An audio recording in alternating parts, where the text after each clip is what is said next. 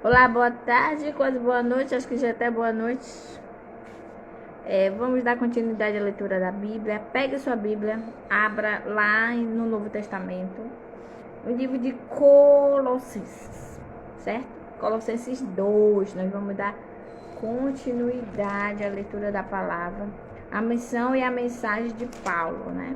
Vamos ler aqui e ver o que Deus tem aí para falar conosco, certo? Ele fala assim: pois quero que saibam o quanto eu tenho trabalhado por vocês e pelos que moram em Laodiceia e por muitos outros que não me conhecem pessoalmente, inclusive nós, né?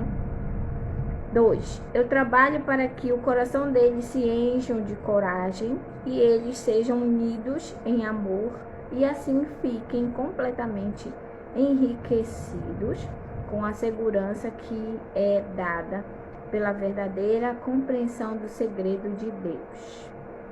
Esse segredo é Cristo.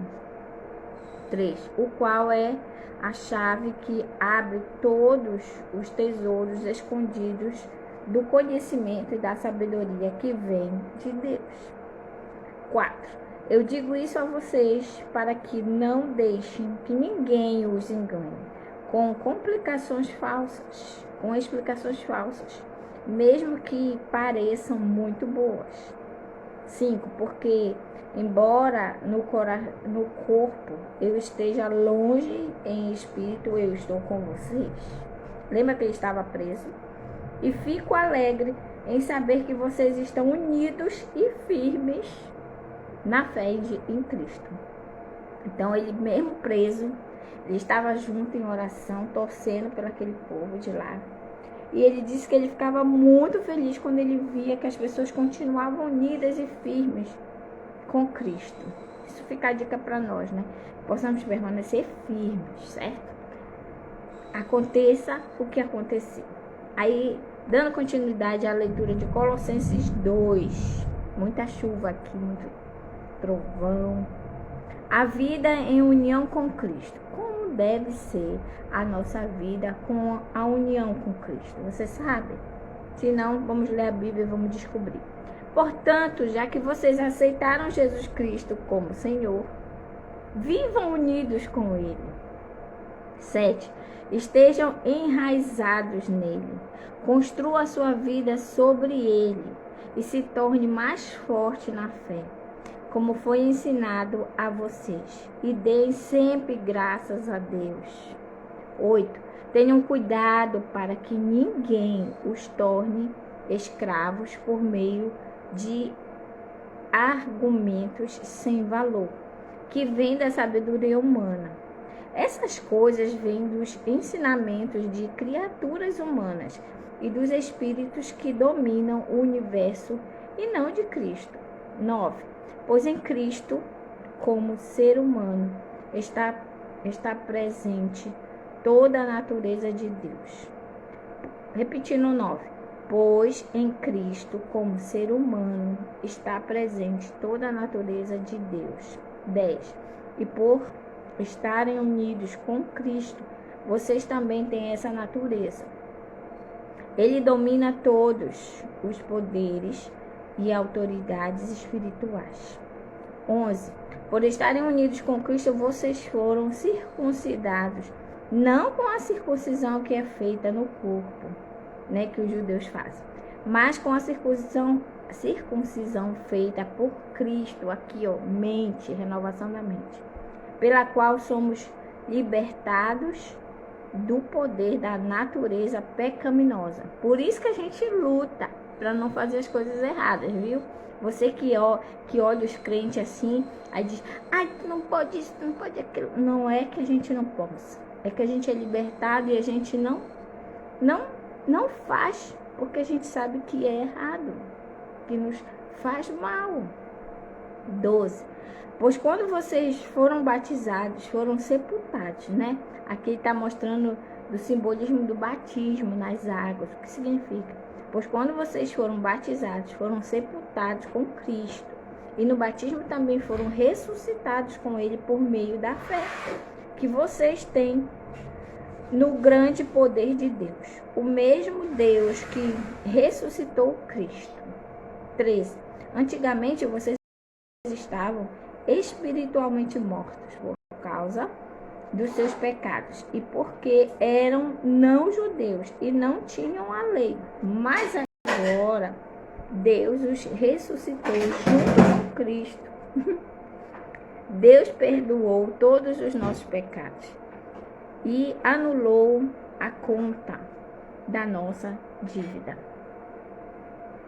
como os seus regulamentos que nós éramos obrigados a obedecer. Ele acabou com essa conta pregado na cruz. E foi na cruz que Cristo se livrou do poder dos governos e das autoridades espirituais. Ele humilhou esses poderes publicamente, levando os prisioneiros no seu desfile de vitória.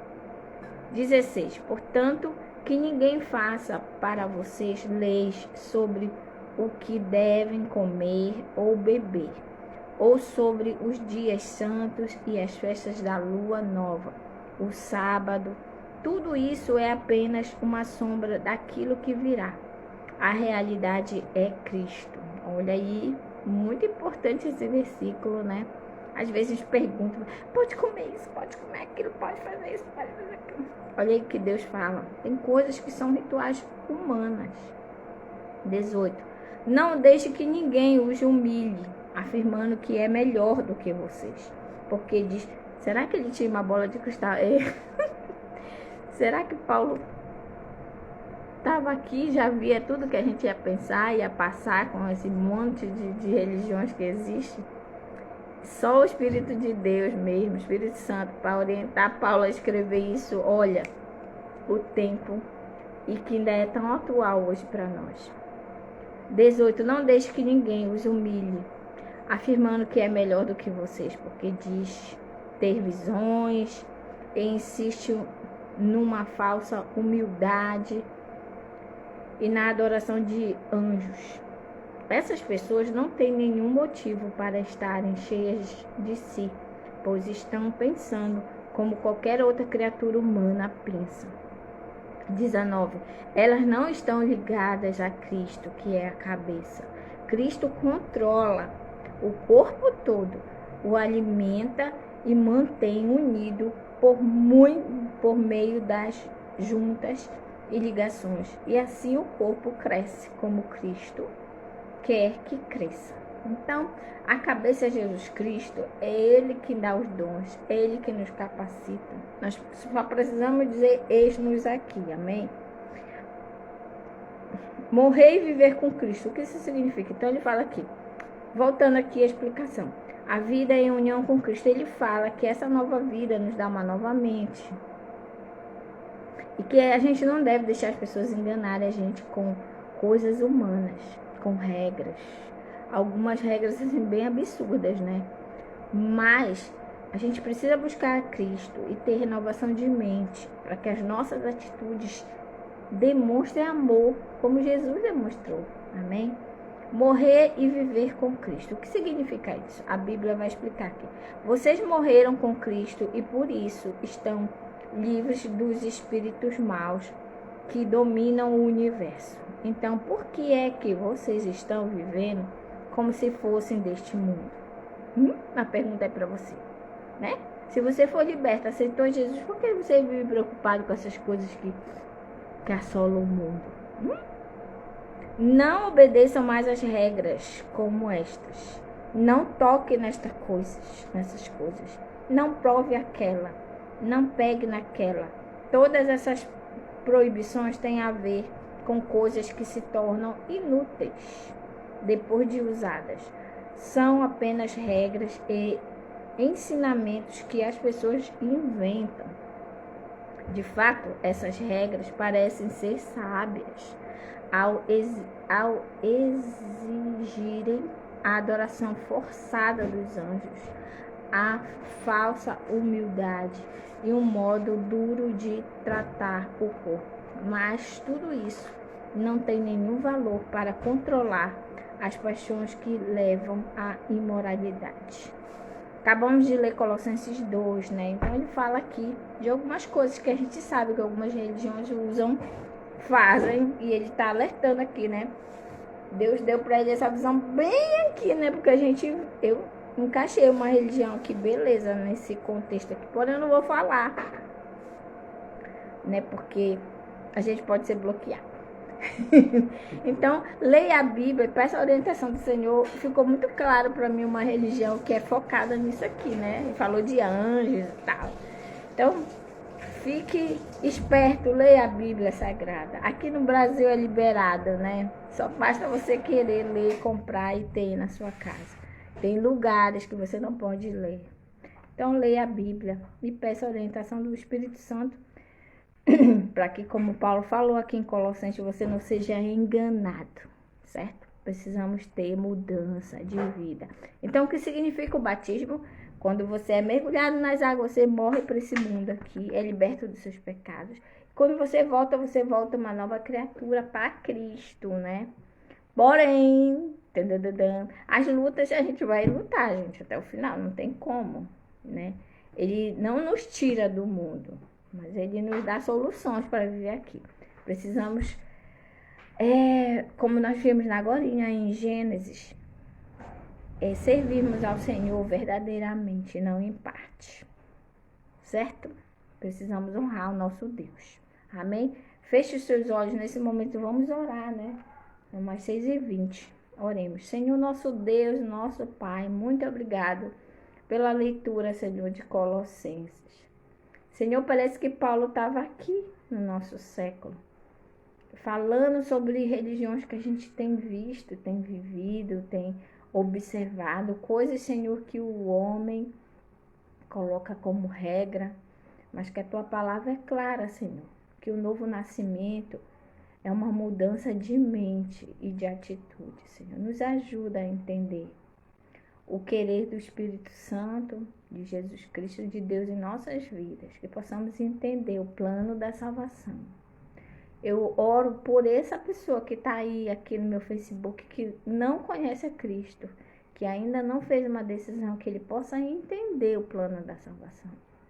É um plano infalível, que só Tu, Deus, se esvaziando e vindo em forma de Jesus Cristo, só Tu poderia levar até o final. De tão difícil que era esse plano ser concebido, mas foi executado até o fim. E por isso nós temos a certeza da salvação. Nos ajuda a permanecer firmes, Senhor, focados. Não nos deixa que as adversidades da vida nos separem do Teu amor. Tem uma música que diz, Senhor, nada nos separará do amor de Deus. Nem a morte, nem a vida, nem nada, Senhor, nem a fome, nem nada, Senhor, nos separará do amor de Deus, que está em Jesus Cristo, nosso Senhor e Salvador. Te oro em nome de Jesus nesta tarde, abençoado início de noite. Muito obrigado, Senhor, por deixar a Bíblia para que possamos ler e entender e crescer espiritualmente. Perdoa, Senhor, nossas faltas. Nos dá a Tua paz acima de qualquer coisa. Em nome de Jesus Cristo te oramos. Amém. Um beijo no seu coraçãozinho e até a próxima. Adiós.